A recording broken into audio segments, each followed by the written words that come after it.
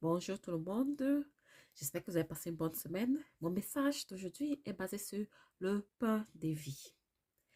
Dans Jean chapitre 6, verset 36 dit, Jésus leur dit, Moi je suis le pain des vies. Celui qui vient à moi n'aura jamais faim, et celui qui croit en moi n'aura jamais soif.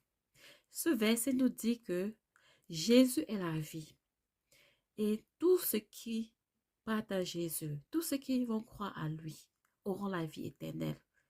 Et si tu crois aussi aux paroles et toutes les paroles qui sont dans la Bible, tu auras la vie éternelle. Car Jésus est notre nourriture spirituelle. Les paroles de Dieu qui sont dans la Bible est notre nourriture spirituelle.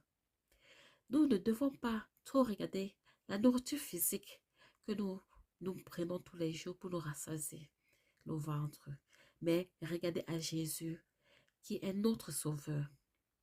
Le monde est d'abord spirituel avant d'être physique. Donc, beaucoup de choses se passent dans le monde spirituel avant de se passer dans le monde physique. C'est pour cela que nous devons comprendre le monde spirituel.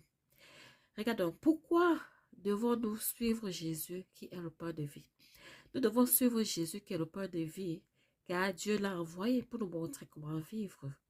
Car il y a beaucoup de choses mauvaises qui se passent dans le monde.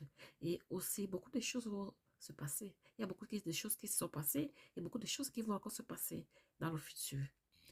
Donc, quand tu suis la voie de Jésus et tu crois en lui, tu auras les suivantes. Numéro 1, tu auras la paix et l'amour intérieur. Numéro 2, la bénédiction du Seigneur. Dieu va te bénir. Dieu va bénir ta famille, bénir tes enfants de génération en génération. Numéro 3, tu auras la vie éternelle. Ton âme aura la vie éternelle car tu suis la voie de Jésus. Tu mets la parole en pratique. Numéro 4, ça va t'aider à éviter les inquiétudes et tu pourras faire face aux œuvres du diable. Car quand on est en Christ, on a toujours la victoire et sur nos problèmes. Donc, le pain de vie, c'est Jésus et sa parole qu'il faut mettre en pratique. Et suivre le mode de Jésus. Lis la parole et Dieu fera le reste pour toi et ta famille.